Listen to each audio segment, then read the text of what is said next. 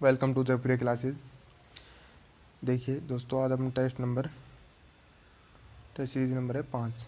ठीक है, इसमें मैं 30 क्वेश्चन साइकोलॉजी के लेके आया हूँ और आज आपको इस टेस्ट में 22 क्वेश्चन करने हैं। ठीक है, 22 तो बिल्कुल सही करने ही करने हैं।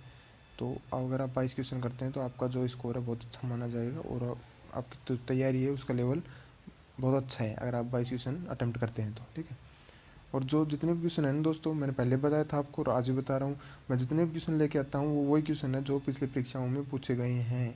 ऐसे नहीं है मैं खुद अपने मन से बना के ला रहा हूँ। ये वो क्वेश्चन है जो पहले किसी न किसी परीक्षा में किसी न किसी शिक्षक भर्ती में पूछे जा चुके हैं। तो इन क्वेश्चनों को ध्यान से देखना और वीडियो को पूरी देखना, सबसे बड़ी बात है वीडियो को पूरी देखनी, 30 के 30 क्वेश्चन। और जो क्वेश्चन आपको नहीं आए उसको अपनी नोटबुक में ज़रूर नोट कर लेना, ताकि परीक्षा में अगर वो आ जाए तो आप उसको फिर से कर सकें वहाँ पे। ठीक है, तो जितने भी शिक्षक भर्ती 2022 में होने वाली हैं उनके लिए अति महत्वपूर्ण क्वेश्चन है। और first grade, second grade, REET या CTET, K V S, जितने कोई भी टेट एग्जाम है, UP TET, M P TET, जितने भी टेट हैं उनके लिए अति महत्वपूर्ण क्लास होगी। तो 30 क्वेश्चन पूरे देखना। और अगर चैनल को आपको सब्सक्राइब नहीं किया है तो सबसे पहले सब्सक्राइब कर लीजिए। ठीक है, ताकि अगली जो वीडियो आएंगी उसका नोटिफिकेशन आपको मिल जाए। ठीक है दोस्तों, चलो वीडियो को स्टार्ट करते हैं अपन। देखिए, पहले क्वेश्चन की तरफ बढ़ते हैं। पहला क्वेश्चन है अपना, निम्नलिखित में से मानव विकास का सही क्रम है। मानव विकास है वो किस क्रम में चलता है वो बताना है। पहला है अपने शेषावस्था, फिर आती किशोरावस्था, फिर आती बाल्यावस्था, फिर आती है प्रौढ़ावस्था। बिल्कुल गलत ऑप्शन है, क्योंकि शेषावस्था के बाद किशोरावस्था नहीं आती। शेषावस्था के बाद आती है बाल्यावस्था। ठीक है, दूसरा आता है शेषावस्था, बाल्यावस्था, किशोरावस्था या प्रौढ़ावस्था। तो ये अपना ऑप्शन जो है ये बिल्कुल सही है, क्योंकि शेषावस्था आती है पहले, उसके बाद बाल्यावस्था आती है, फिर किशोरावस्था आती है, फिर आती है प्रौढ़ावस्था। इसमें ये किशोरावस्था दूसरा नंबर दे दी इसलिए गलत हो गया। इसमें ये बाल्यावस्था ही पहले दे दी है ना, इसमें बाल्यावस्था पहले दे रखी है, तो ये तीनों ऑप्शन क्या हो गए गलत। तो राइट आंसर क्या हो जाएगा अपना? राइट आंसर हो जाएगा सबसे पहले आती है शेषावस्था, फिर आती है बाल्यावस्था, फिर आती है किशोरावस्था, फिर आती है प्रौढ़ावस्था। ठीक है, शेषावस्था की उम्र बताई गई है 0 से 2 वर्ष, बाल्यावस्था की उम्र बताई गई है 2 से 12 वर्ष, और किशोरावस्था की जो उम्र बताई गई है वो बताई गई 13 से 19 या 20 वर्ष, और प्रौढ़ जो अवस्था है ये 20 से ऊपर जो चलती है वो बताई गई है। ठीक है, दूसरा नंबर क्वेश्चन देखिए, एक शिक्षक की सबसे महत्वपूर्ण चुनौती क्या होती है? विद्यार्थियों से उनका गृह कार्य करवाना, शिक्षण अधिगम प्रक्रिया को आनंदप्रद बनाना, कक्षा में अनुशासन बनाए रखना, या प्रश्न पत्र तैयार करना। जो सबसे कठिन चुनौती है वो क्या है शिक्षक के लिए, वो बताना है आपको इसमें। देखो, विद्यार्थियों के लिए उनका गृह कार्य करवाना ये भी कोई खास महत्वपूर्ण चुनौती है नहीं। ठीक है, कक्षा में अनुशासन बनाए रखना ये भी नहीं है, प्रश्न पत्र तैयार करना ये भी नहीं है। जो ये है शिक्षण अधिगम प्रक्रिया को आनंदप्रद बनाना। अगर अपनी शिक्षण अधिगम प्रक्रिया आनंदप्रद बन गई या बच्चा उसमें इंटरेस्ट लेने लग गया तो ये सारे काम अपने आप हो जाएंगे। कक्षा में अनुशासन या फिर जो भी अपना गृह कार्य करना, ये सारे काम अपने आप ही हो जाएंगे। तो अपना शिक्षण जो अधिगम है प्रक्रिया है ना, टीचर को एक काम करना चाहिए, बस अपनी जो शिक्षण अधिगम प्रक्रिया है उसको आनंद प्रिय बनाए या रुचिकर बनाए, बच्चे उसमें इंटरेस्ट लेने चाहिए। तो इसमें जो राइट आंसर हो जाएगा ऑप्शन नंबर 2 हो जाएगा। देखिए तीसरा नंबर क्वेश्चन,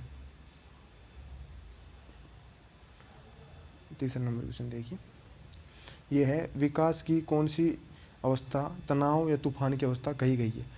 कौन सी अवस्था को तनाव या तूफान की अवस्था कहा जाता है? शेषावस्था, बाल्यावस्था, किशोरावस्था, प्रौढ़ावस्था।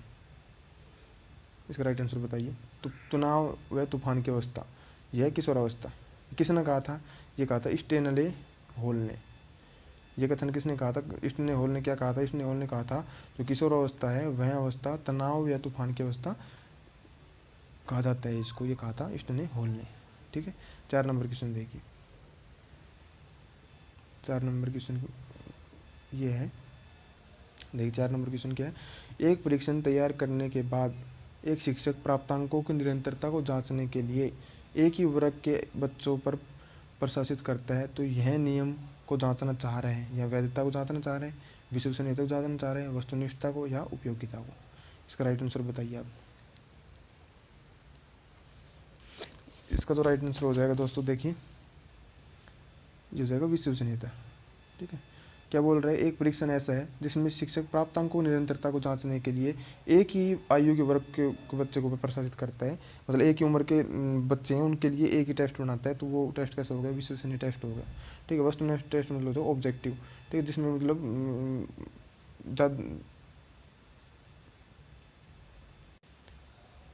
देखिए वस्तुनिष्ठता तात्पर्य मतलब ऑब्जेक्टिविटी, ठीक है। इसमें क्या होता है, वस्तुनिष्ठ प्रश्न में क्या होता है, मतलब जो शिक्षक या परीक्षक है उसकी मनोवर्ती, पक्षपात या कोई भी पूर्वाग्रह है उसका कोई प्रभाव नहीं पड़ता, ठीक है।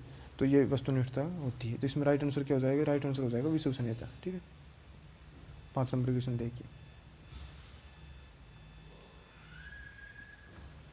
शिक्षक को प्रभावित करने वाला निम्नलिखित में से कौन सा घटक शिक्षक से संबंधित नहीं है, विषय का ज्ञान, संप्रेषण कौशल, विद्यार्थियों से जुड़ाव या संसाधनों की उपलब्धता। पांचों में उत्तर बताइए कौन सा नहीं है। इस पर विशेष ध्यान दे लेना, मैंने पहले बताया था, जहाँ नहीं है उसके ऊपर गोला लगा लिया करो ताकि क्वेश्चन गलत ना हो सके। कौन सा नहीं है बताइए।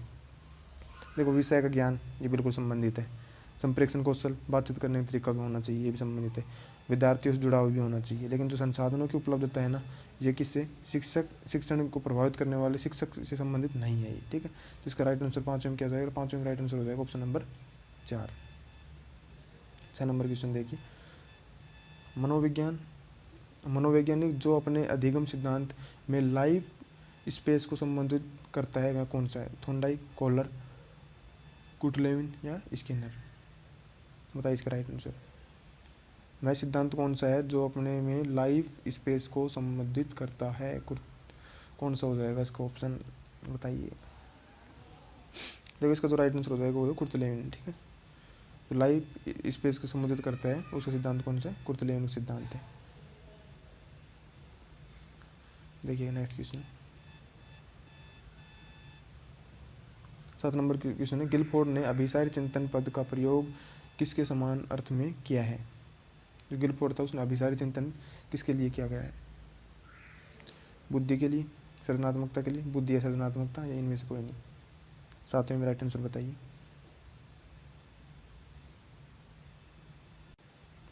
देखिए इसने जो बताया था ना, एक बताया था अभिसारी और एक बताया था अपसारी, एक बताया था अपसारी और एक बताया था अभिसारी या अपसारी।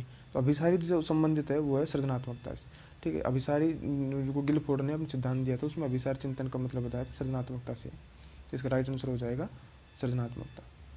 देखिए 8 नंबर क्वेश्चन, 8 नंबर क्वेश्चन है अपना, निम्नलिखित में से कौन सा कथन रुचि के बारे में सत्य नहीं है, नहीं है, नहीं है, ध्यान दे लेना नहीं के ऊपर, ठीक है। रुचियाँ जन्मजात व अर्जित दोनों होती हैं, रुचियाँ समय के अनुसार बदलती रहती हैं, रुचियाँ योग्यताओं एवं अभिक्षमताओं से संबंधित नहीं होती हैं, रुचियाँ व्यवहार में आकर्षण और विकर्षण के प्रतिबिंब नहीं है। तो जो सत्य नहीं है वो बताना है अपने को। देखिए रुचि जन्मजात अर्जित दोनों होती हैं, बिल्कुल सत्य है। रुचि समय के साथ बदलती हैं, बिल्कुल सही बात है। रुचि योग्यता और अभिक्षमताओं संबंधित नहीं होती हैं, ये भी सही है, कोई संबंध नहीं होता उनको उनसे।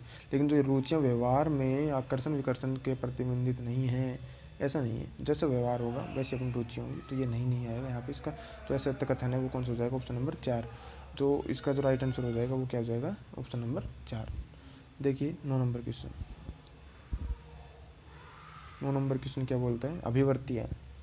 अभिवर्ती एक भावात्मक प्रवृत्ति जो अनुभव के द्वारा संगठित होकर किसी मनोवैज्ञानिक वस्तु के प्रति पसंदगी या नापसंदगी के रूप में प्रतिक्रिया करती है।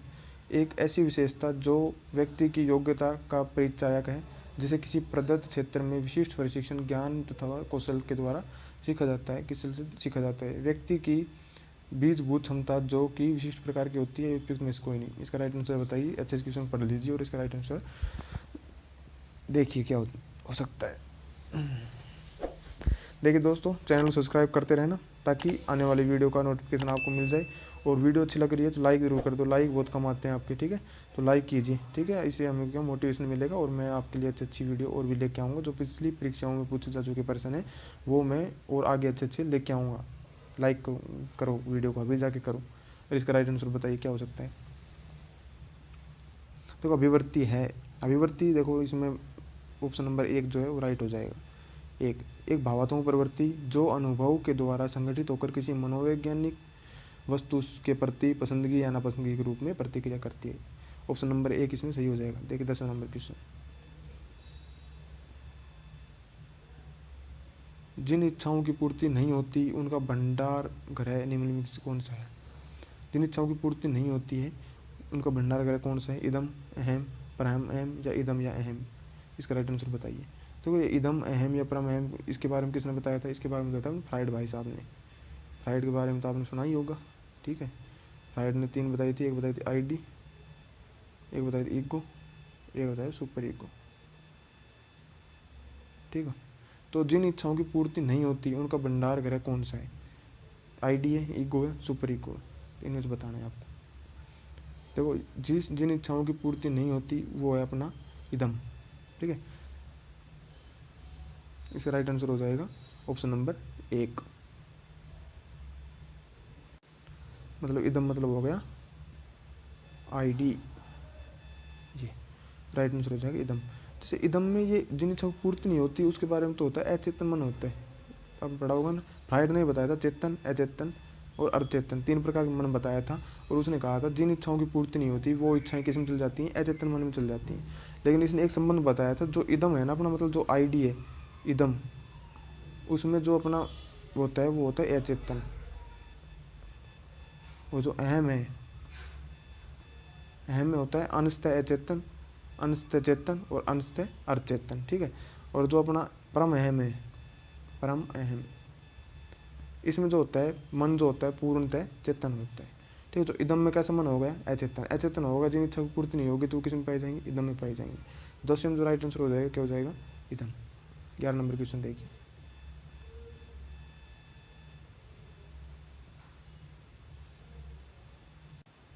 रक्षा तंत्र बहुत सहायता करता है हिंसा से निपटने में, दबाव से निपटने में, थकान से निपटने में या अजनबियों से निपटने में। तो रक्षा तंत्र जो अपनी प्रणाली है, फ्राइड ने बताया था इनके बारे में भी, और ये किसके लिए सहायता प्रदान करती है वो बताना है आपको। राइट आंसर का चयन कीजिए, क्योंकि इसका जो राइट आंसर हो जाएगा दबाव से निपटने के लिए। तो 11वीं में 2 नंबर ऑप्शन बिल्कुल सही हो जाएगा। 12 नंबर क्वेश्चन देखिए। शारीरिक निर्योग्यता वाले व्यक्ति के लिए निम्नलिखित में से कौन सी युक्ति रक्षा तंत्र से सबसे संतोषजनक है होगी? तो शारीरिक निर्योग्यता वाले बच्चे हैं या कोई व्यक्ति है, उनके लिए कौन सी रक्षा तंत्र युक्ति सबसे अच्छी है? तादात्म्यकरण, विवेकीकरण या अतिकल्पना? जैसे शारीरिक निर्योग्यता मतलब जो अपाहिज व्यक्ति है, या कोई जैसे हाथ पैर नहीं है जिसके, या फिर कोई भी अंग नहीं है, उसके लिए कौन सी रक्षा तंत्र प्रणाली सबसे अच्छी है, संतोषजनक है, उसका चयन करना है अपने को। 12वीं में देखो इसकी हो जाएगा अतिकल्पना, ठीक है।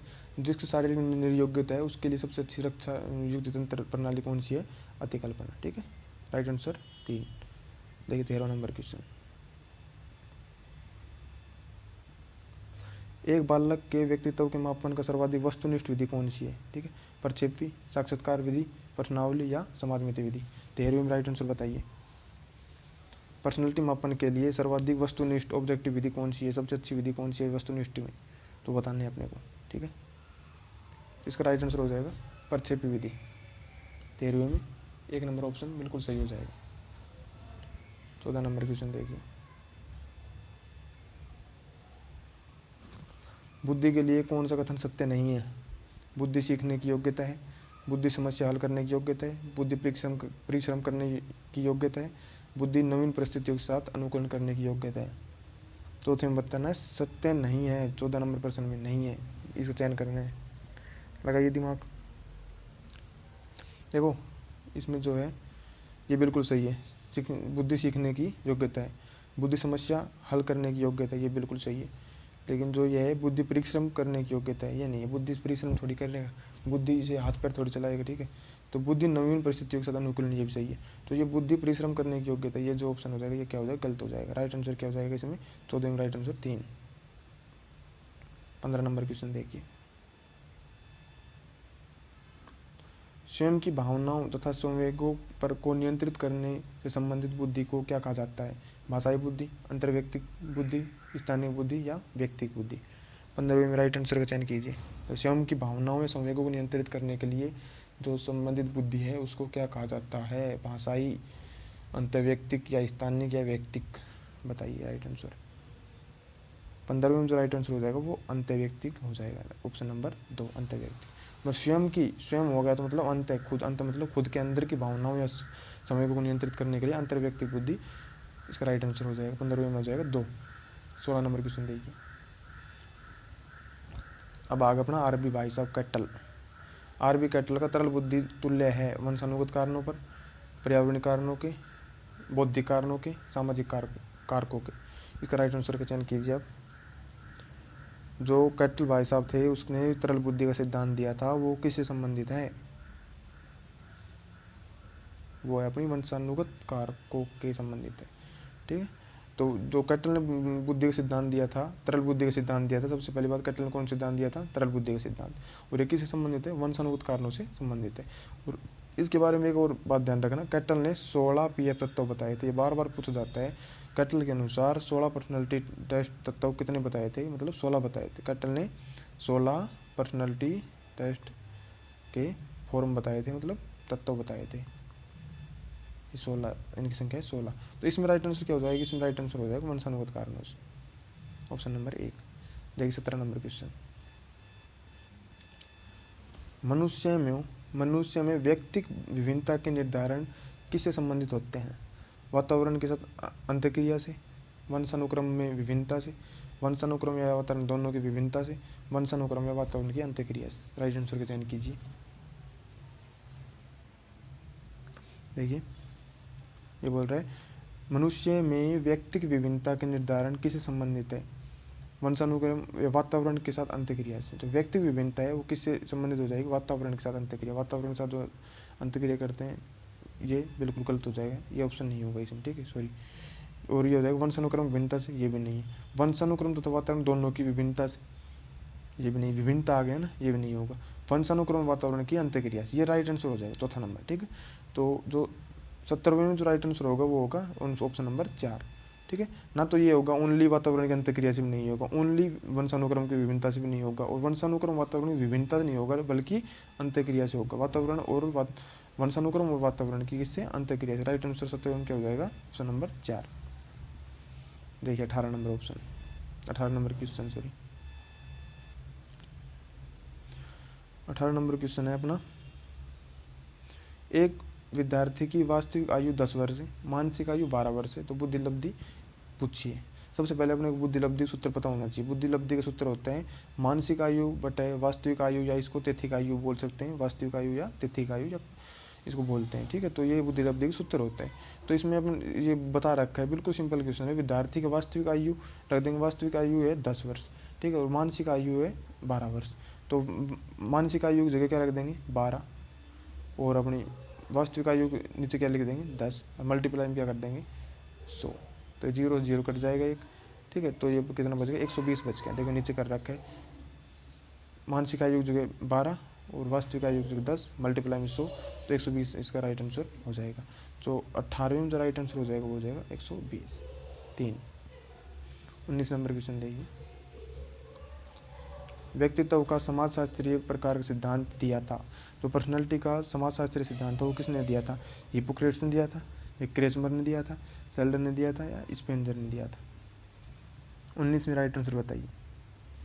व्यक्तित्व का समाजशास्त्रीय सिद्धांत दिया था वो दिया था अपने स्पेंजर ने। ठीक है, याद कर लेना। पर्सनैलिटी जो मापन टेस्ट था, समाजशास्त्रीय सिद्धांत था, वो किसने दिया था? स्पेंजर। 20 नंबर क्वेश्चन देखिए। व्यक्तिगत विभिन्नताओं का क्षेत्र है लिंग भेद, शारीरिक रचना, मानसिक योग्यता, या यही सभी? बताइए राइट आंसर। देखो व्यक्तिगत विभिन्नताओं के क्षेत्र संबंधित सारी चीज़ें हो जाएंगी। तो इसमें जो राइट आंसर हो जाएगा, लिंग भेद भी संबंधित है, शारीरिक रचना भी संबंधित है, मानसिक योग्यता भी संबंधित, राइट आंसर हो जाएगा ये सभी। 21 नंबर क्वेश्चन देखिए। निम्नलिखित में कौन सा पुनर्बलन का प्रकार नहीं है? पुनर्बलन मतलब होता है इनाम। ठीक है, बेसिक भाषा में बता रहा हूँ। पुनर्बलन मतलब होता है इनाम। तो कौन सा संबंधित नहीं है? सकारात्मक शाब्दिक पुनर्बलन, शारीरिक दंड, नकारात्मक शाब्दिक पुनर्बलन, इनमें से कोई नहीं। तो संबंधित नहीं है पूछ रहा है, पहली बात तो ये ध्यान दे लेना। 21वें में आ जाएगा, सोचो इसमें क्या आ सकता है। तो 21वें में राइट आंसर हो जाएगा। देखो सकारात्मक शाब्दिक पुनर्बलन बिल्कुल है, नकारात्मक शाब्दिक पुनर्बलन, या पुनर्बलन तो ये भी है, और शारीरिक दंड ये भी, मतलब एक तरह से पुनर्बलन काम करता है। कब करता है? यह कंडीशन होती है जब बालक मतलब ज़्यादा उदंड कर रहा है या कोई कर रहा है तो थोड़ा बहुत शारीरिक दंड दिया जाता है। तो ये पुनर्वर्ण का प्रकार हो जाएगा। एक कौन सा नहीं है, इनमें से कोई नहीं, मतलब सारे के सारे क्या हैं, ये पुनर्वर्ण के प्रकार हैं ये, ठीक है। ये नकारात्मक पुनर्वलन है, ये सकारात्मक है, लेकिन पुनर्वलन तो ये भी है ना, ठीक है। तो इसका राइट आंसर क्या हो जाएगा, इनमें से कोई नहीं।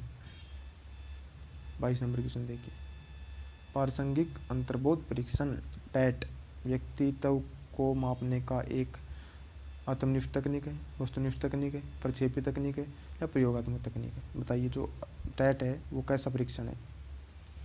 सबसे पहले तो अपने को यह पता होना चाहिए प्रासंगिक अंतर्बोध परीक्षण टैट किसने दिया था।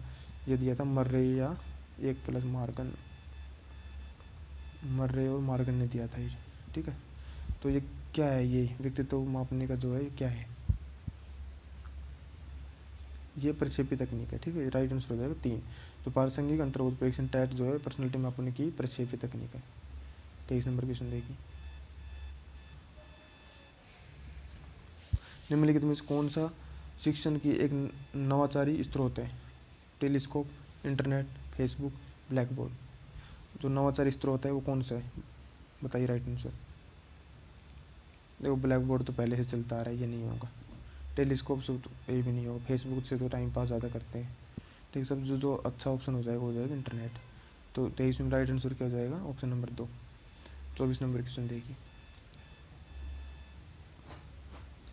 निम्न में से कौन सा सतत एवं व्यापक मूल्यांकन CCE को भाग नहीं हो सकता। CCE पूर्व फॉर्म होती है सतत एवं व्यापक मूल्यांकन। तो कौन सा भाग नहीं हो सकता, संचित अभिलेख, दत्त कार्य, अभिभावक शिक्षक बैठक, एनेक्डोटल रिकॉर्ड। बताइए इसका राइट आंसर क्या हो सकता है। देखिए इसका राइट आंसर जो हो जाएगा ये है अभिभावक शिक्षक बैठक। तो CCE का जो भाग नहीं है वो हो जाएगा अपना अभिभावक शिक्षक बैठक। राइट आंसर हो जाएगा 3। देखिए 25 नंबर क्वेश्चन,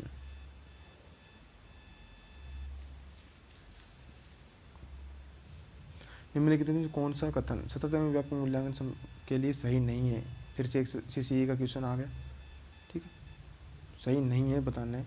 यह एक विद्यालय आधारित मूल्यांकन है, यह विद्यार्थियों में तनाव कम करता है, इसमें नंबरों के स्थान पर ग्रेड का प्रयोग किया जाता है, इसमें शिक्षकों पर बोझ बढ़ जाता है। बताइए कौन सा गलत ऑप्शन है।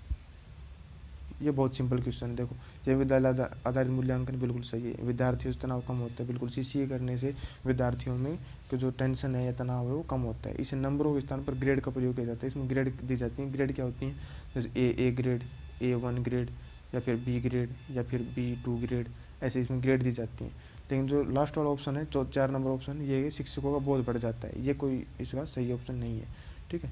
जिसका राइट आंसर क्या हो जाएगा, ऑप्शन नंबर 4। देखिए 26 नंबर क्वेश्चन,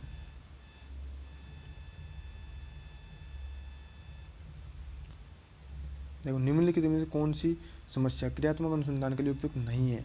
ठीक है, हिंदी में 5वीं के विद्यार्थियों के लेख में सुधार।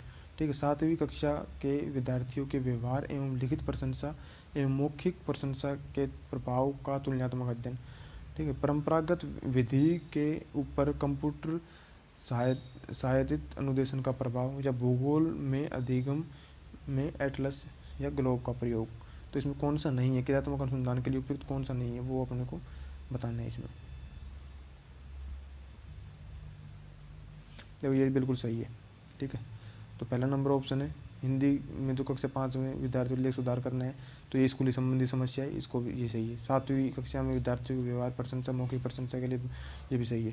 ठीक है, ये भूगोल के लिए एटलस का प्रयोग, ये भी बिल्कुल सही है। लेकिन परंपरागत विधि के ऊपर कंप्यूटर सहायतित अनुदेशन का प्रभाव जो है ये नहीं है। ठीक है, इसकी व्याख्या पढ़ लीजिए इसकी। क्रियात्मक अनुसंधान किसी समस्या विशेष के लिए किया जाता है, कोई स्कूली समस्या होती है उसके लिए किया जाता है। कंप्यूटर सहायता निर्देशन का प्रभाव से इसका कोई संबंध नहीं है। देखिए क्वेश्चन नंबर 28, क्वेश्चन नंबर 28 है अपना, क्वेश्चन नंबर 28, ये भी NCF 2005 के बारे में राष्ट्रीय पाठ्यचर्या की रूपरेखा 2005 में बातचीत की गई है। ज्ञान स्थायी है, वह दिया जाता है, इससे ज्ञान का विकास होगा और इसकी संरचना की जाती है। शैक्षिक केंद्र से विषय केंद्र होना, विद्यार्थी केंद्रित से अध्यापक केंद्रित होना, और उपयुक्त में से कोई नहीं। बताइए इसमें से कौन सी किसकी बात की गई है 2005 में, NCF 2005 में। इसका जो ऑप्शन नंबर 1 है वो बिल्कुल सही हो जाएगा। ज्ञान स्थायी वह दिया जाता है, ज्ञान का विकास होता है और इसकी संरचना की जाती है। ऑप्शन नंबर 1 क्या हो जाएगा सही। देखिए 29 नंबर क्वेश्चन। अब आगा RT एक्ट 2009 के बारे में क्वेश्चन जो है। RTE एक्ट 2009 कब लागू हुआ था? 1 अप्रैल 2010। ठीक है, ये डेट ध्यान रखना है एक चीज़। उसके बारे में आगे शिक्षक अधिकार अधिनियम 2009 के बारे में, एक अध्यापक को न्यूनतम कार्य घंटे प्रति सप्ताह निर्धारित किए गए हैं। जो RTE एक्ट है 2009 में इसका एक्ट आया था और 1 अप्रैल 2010 को ये लागू किया गया था। इसमें अध्यापक के लिए न्यूनतम कार्य घंटे सप्ताह निर्धारित किए गए हैं। वो बताना अपने को 40 घंटे निर्धारित किए गए हैं, 45 घंटे निर्धारित किए गए हैं, 50 घंटे या 55 घंटे। ये फिक्स टाइम है, ये बार बार पूछा जाता है क्योंकि एक सप्ताह में टीचर को कितने घंटे आना या मतलब पढ़ाना है, ऐसा कुछ है इसमें। तो इसमें जो निर्धारित किए गए हैं उसका राइट आंसर हो जाएगा ऑप्शन नंबर 2, 45 घंटे। ये बार बार पूछा जाता है, ये क्वेश्चन नोट कर लेना। ठीक है, देखिए दोस्तों लास्ट क्वेश्चन बचा है अपना 30 नंबर क्वेश्चन। तो उससे पहले मैं आपको बता देता हूँ, आपने 30 में से कितने स्कोर किए हैं, 30 में से आपने कितने अटैम्प्ट किए हैं वो बताने हैं अपने कमेंट बॉक्स में पहले तो। और उसके बाद चैनल को सब्सक्राइब करना है क्योंकि अगली वीडियो का नोटिफिकेशन आपको जल्दी मिल जाए और आप उसको देखें और अपनी परीक्षा में एक अच्छा स्कोर क्रिएट कर सकें। ठीक है, तो चैनल सब्सक्राइब कर लेना, वीडियो अच्छी लगी हो तो लाइक कर लेना और अपने दोस्तों तक शेयर करना। अपना होता है 30 नंबर क्वेश्चन एवं लास्ट जो आज का लास्ट क्वेश्चन है। निःशुल्क एवं अनिवार्य शिक्षा का बालकों का अधिकार 2009 के अंतर्गत किसी भी अध्यापक को निम्नलिखित में से किस कार्य के लिए नहीं लगाया जा सकता? जो RTE एक्ट 2009 है उसके अंतर्गत अध्यापक को किस कार्य के लिए नहीं लगाया जा सकता वो इसमें बताना है। 10 वर्ष पश्चात होने वाली जनगणना में। ठीक है, दूसरा था आपदा राहत कार्यों में, बिल्कुल चुनाव संबंधी कार्यों में या प्लस पोलियो कार्यक्रम में।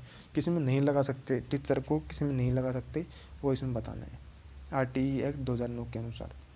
बताइए, देखो 10 वर्ष पश्चात जो जनगणना होती है उसमें तो बताया आपको, आपने देखा भी होगा अपने घर पर। तभी जनगणना हुई थी 2011 में, तो कौन आए थे करने के लिए? थोड़ा बहुत ध्यान हो तो आपको टीचर ही आते हैं रजिस्टर ले लेके हैं, उसमें तो लगती है उनकी ड्यूटी। आपदा राहत कार्य में ये भी आपने कोविड-19 देख लिया होगा, तभी कोविड-19 आया था तो इनकी ड्यूटी लगी थी हैं। जैसे बाहर से जो लोग आते हैं उनकी रजिस्टर में लिखना उनका नाम, उनका टेस्ट करना या फिर कौन कहाँ जा रहा है कौन कहाँ आ रहा है उनका सब डाटा रिकॉर्ड करना। इनमें ड्यूटी किन की थी? टीचर की थी, तो इसमें लगी थी। चुनाव संबंधी कार्य इनमें भी लगती है। चुनाव होते हैं तो आपको देखा होगा वहाँ पे चुनाव जो बूथ होता है उसमें वहाँ पे टीचर लोग बैठे रहते हैं और उनका काम होता है रजिस्टर का काम होता है। ये होगा एक प्लस पोलियो कार्यक्रम, ये नहीं होगा बिल्कुल भी। तो प्लस पोलियो कार्यक्रम है इनके लिए, जो अपने आंगनबाड़ी वाले होते हैं जो वो स्पेशल होते हैं वो ही प्लस पोलियो कार्यक्रम करते हैं। ये नहीं है कि टीचर की ड्यूटी प्लस पोलियो कार्यक्रम में लगा देंगे। ठीक है, तो ये इसका जो गलत ऑप्शन हो जाएगा ये हो जाएगा। ठीक है, ऑप्शन नंबर 4। तो 30वें का राइट आंसर क्या हो जाएगा? ऑप्शन नंबर 4 प्लस पोलियो कार्यक्रम। देखिए दोस्तों वीडियो समाप्त हो चुकी है और अपने स्कोर कमेंट बॉक्स में बताना, चैनल को सब्सक्राइब करना, वीडियो को लाइक करना और अपने दोस्तों को शेयर करना और अगली वीडियो का इंतजार करना। जल्दी ही अपनी एक अगली वीडियो लेके आएंगे और इसमें जो वही प्रश्न लेके आएंगे जो पिछली परीक्षाओं में पूछे जा चुके हैं। ठीक है दोस्तों, धन्यवाद। फिर मिलते हैं एक अगली वीडियो के साथ। Thank you.